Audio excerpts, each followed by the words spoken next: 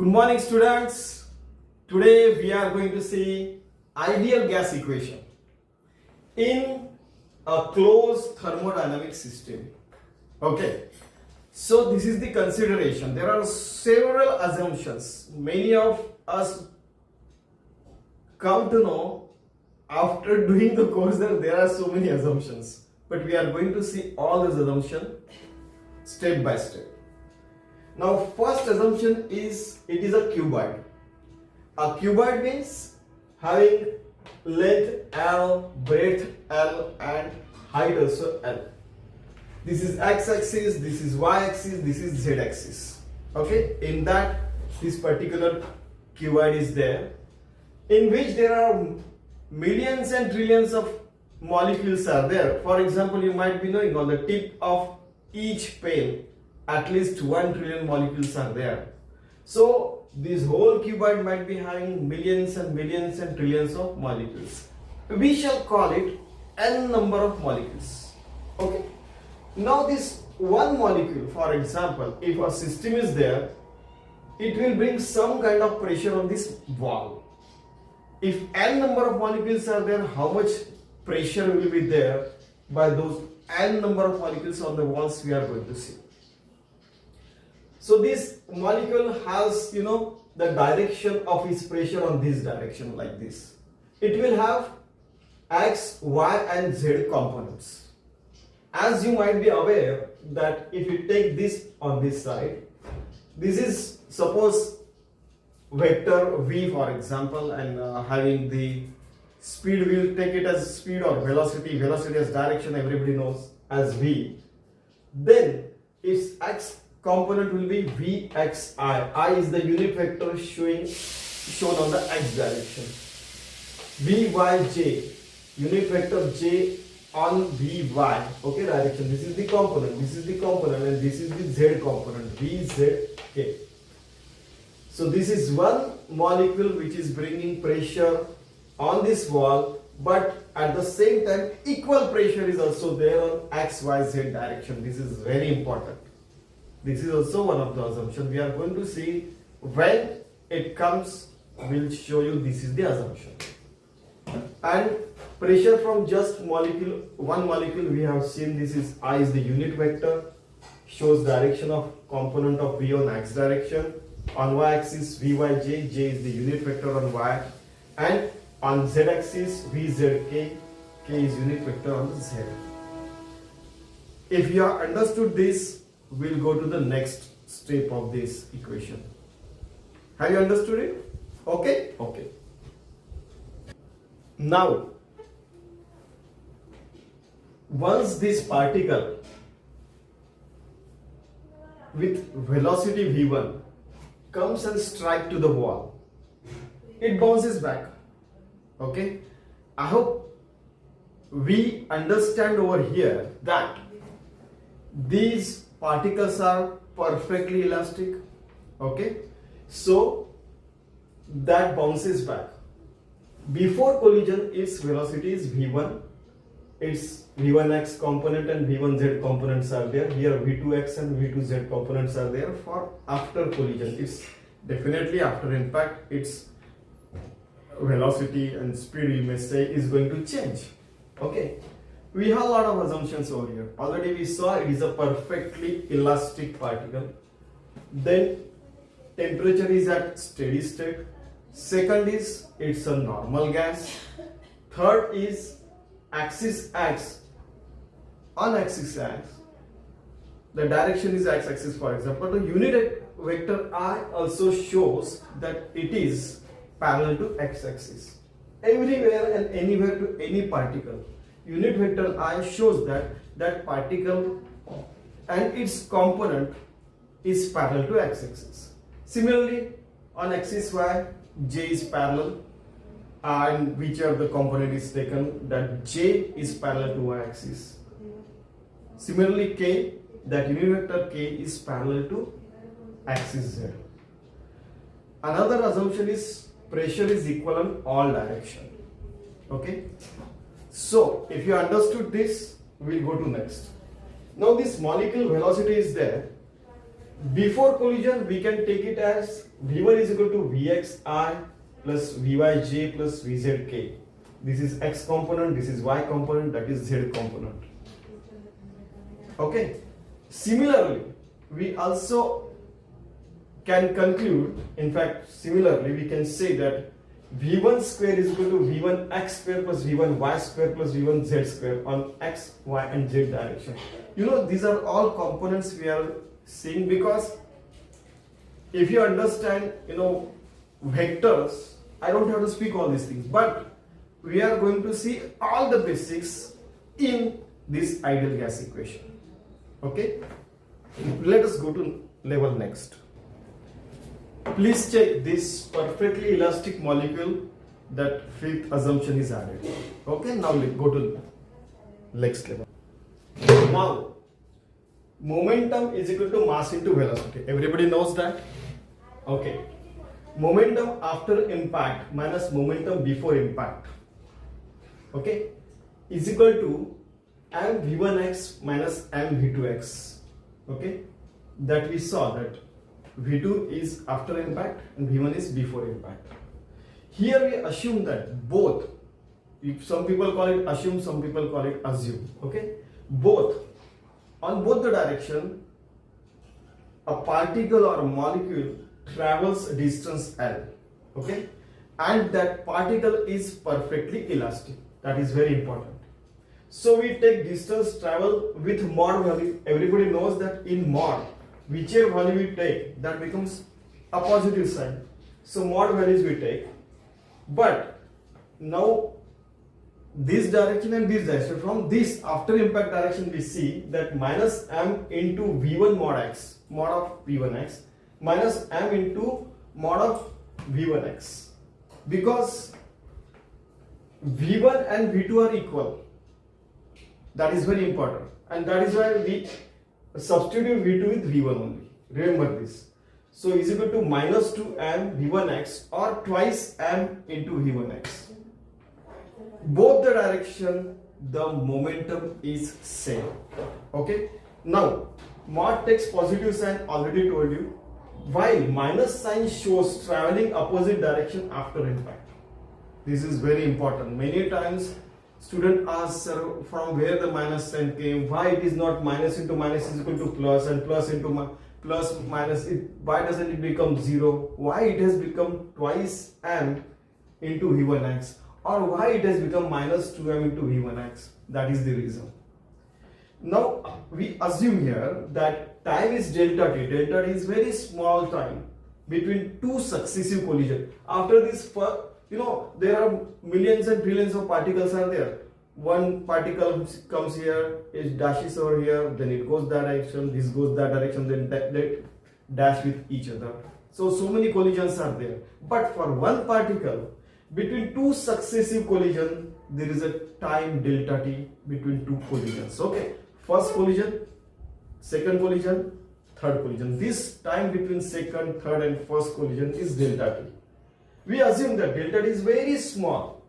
Maybe I underline, because maybe it could be a billionth of a second, maybe it could be a trillionth of a second. That is also an assumption. Okay, so if you have understood this, yes or no? Say yes. Yes. Yeah. So we'll go to next step. Now we know that it is a delta t, small delta t, micro delta t time. That is the time between two successive collisions. So delta is equal to distance upon velocity. It travels the distance L, and velocity is L by s. Okay, so L upon L by s is equal to 1 upon 1 by s, because L gets cancelled. It becomes seconds. So delta t is in seconds. Obvious. Everyone knows that frequency is equal to 1 upon time or reciprocal of time. Okay, 8th, 9th standard, we just check it. So delta t is equal to twice L upon mod of v1x. Time between two successive collisions. Next, this is the frequency. Nu is the frequency of collision. Is reciprocal of this 1 upon 2l upon v1x, just check it, becomes v1x mod of v1x upon twice l. That is the frequency of collision. Frequency is number of collisions between several molecules in 1 second or something like that, you can say frequency. Okay, so rate of change of momentum is in just one molecule is equal to change in just one collision into frequency of collision. I hope everybody knows that suppose you go to a railway station, what is the frequency of this local? For example, in Bombay, if you go, Mumbai, every 2 minutes a local is there from Churchgate to Dadar, or from CST to the Dadar. Every 2 minutes a local is there. That is the frequency. Okay. So frequency of collision, we have seen the rate of change of momentum of just one molecule is equal to change of in one collision into frequency in one collision. Okay. And momentum we saw mass into velocity. So please don't forget. Now again here we assume that Newton's second law of conservation of momentum is applicable here. Means momentum before impact and momentum after impact is going to remain same. Okay, so this is very important.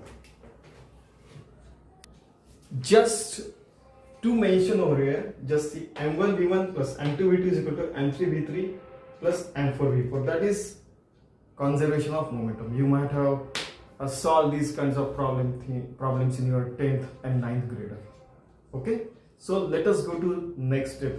Did you understand this, students? Yes. Yes, be louder. I mean, you just say this, that is not okay. Just yes. Okay, let's go to next step. Now delta t, that is time between two successive collision, is delta t is 2l by v1x. Frequency of velocity is mod of v1x upon 2l. Everybody knows by now. Momentum is mass into velocity, so momentum is equal to twice m into mod of v1x for that particular molecule, this molecule. So rate of change of momentum is any time the rate word is there, then that is upon time. Okay, here in this case particularly. So rate of change of momentum is equal to momentum upon time, momentum upon rate of change of velocity. Okay, and that comes out to be twice m into v1x, that is in mod, into mod of v1x upon twice m. So v into v is v square, and 2 gets cancelled, so m v1x square by l. Rate of change of momentum, particularly on x direction. Have you understood this? Okay, the students are saying like this. Okay, m1, if you take molecule m1 for example, so m v1x square upon l is the force of one molecule on x-axis as per the conservation of momentum second law of Newton. Okay, so F1 is equal to, now F force will also have the x, y, z factors on 3 axes. F1x plus F1y plus F1z is equal to F1. If n number of molecules are there on x-axis, force will be Fx is equal to F1x plus F2x plus F3x plus F100x plus F1 billion x plus Fnx. Okay, now if you replace F with that one, m v1 x square by l, like that, in place of 1 we write out next number. So Fx is equal to m v1x square upon l plus m 2x square by l, like that, m vnx square by l. Okay, so Fx is equal to, now this m and this l are common, so m by l common, in bracket v1x square plus v2x square plus dash dash dash dot dot dot dot dot and vnx square. Okay, this is the force exerted by n number of molecules on x direction of the wall. All this is one. There are several such molecules are there. They are putting a pressure on that wall. Understood? Okay, they are saying okay. Now we suppose that Px is the pressure exerted by n number of molecules on this direction, Px, x direction. Obviously we already saw the assumption that pressure is equal on all direction that we are going to apply here. Okay, so pressure is equal to force upon area. First we'll calculate on x axis or x direction, you can say. Force is equal to, this is as it is cuboid, area is L into L. Force is applied on the, sometimes on the centroid, sometimes on the, the center of gravity. You just go and check it where exactly the force is taken. It is definitely on center of gravity, remember. Sometimes it is a centroid as well. That is what I was going to say. So force on particular plane. So force is applied. Here area is equal to L into L. This means L into L. So Px is equal to force upon area.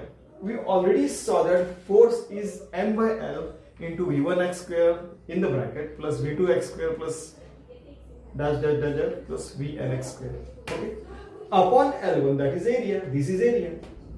So ultimately what happens? L into L square is equal to L cube. So Px is equal to fx by L square becomes m by L cube into v1x square plus v2x square plus vnx square. As we know, L cube, L, length into breadth into height is equal to volume. So this becomes volume of the cuboid. Okay, so Px is equal to m by v. V is volume.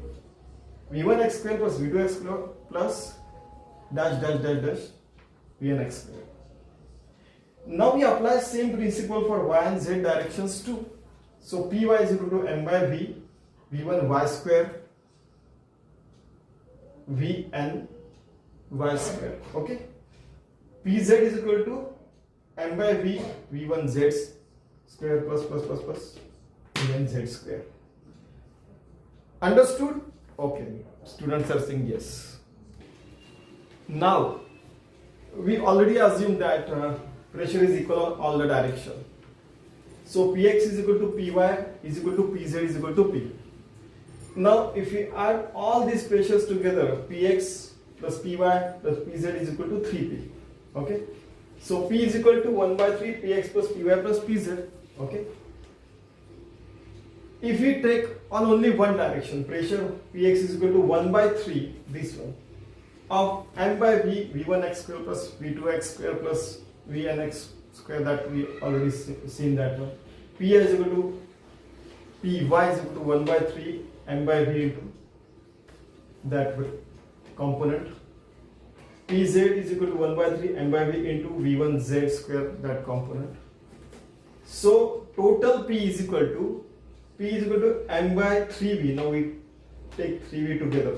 This is the question asked in the class. That is why I am telling each step, so that students should not face any problem in each step.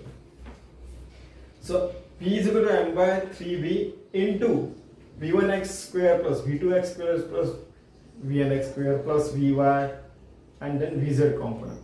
Now if we arrange in such a fashion that v1, then v1x, v1y and v1z together, v1x plus v1y plus v1z together.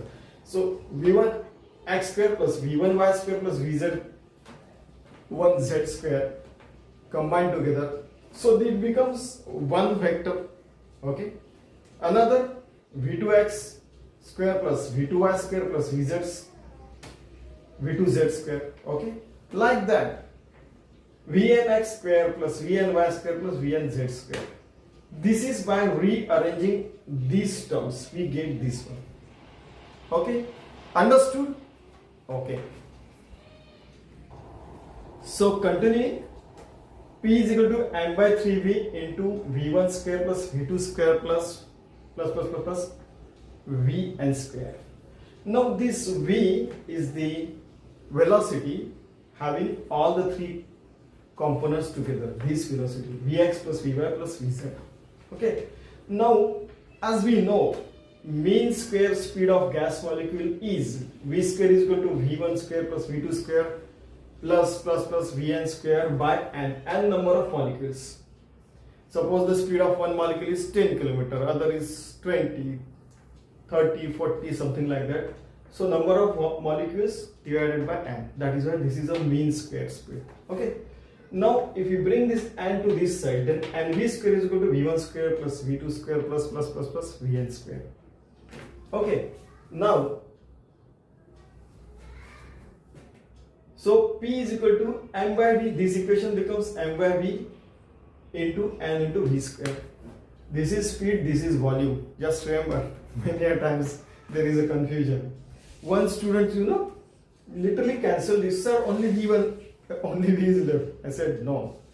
At that time, I came to know that I should tell each and everything, every fact to everyone, and then only they will understand this equation. Or P is equal to 1 by 3 n by v into mass into the speed, and it will have the direction. This is okay. So if the speed has direction, that becomes velocity. Everybody knows that. Understood? Okay. So we have next assumptions. N are the number of molecules. Like this one molecule, there are number of molecules. M is the molecular mass, M which remains same for all the molecules. For this one molecule, M is the mass. So number of molecules into mass, N into M is equal to mass of all the molecules in that ideal gas system, that particular thermodynamic closed system. Okay. So Nm upon V, mass upon volume, is equal to density. We represent it by rho density. So in terms of density, our equations become P is equal to 1 by 3 rho into V square. Now this V has direction. We call it root mean square speed. We always objected on this with our professor. It should be called velocity because it has direction and all those things. Okay. So that is a well versed and well thought out question many a times. Here we assume that V square is the root mean square speed, and it is equal in all the direction. It is uniform in all the direction, in fact. So V square is equal to V with direction RMS, root mean square. Therefore P is equal to 1 by 3 rho V RMS square. Okay, here the direction will be there.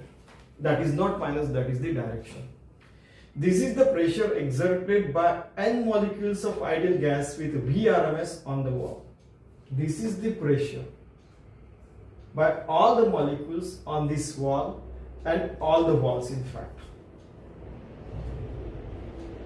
So what is the ideal gas equation? P is equal to 1 by 3 rho V square. V is VRMS. I hope you understood everything. And if you don't understand, then put into the comment section. I shall try to explain. Thank you very much. All the best.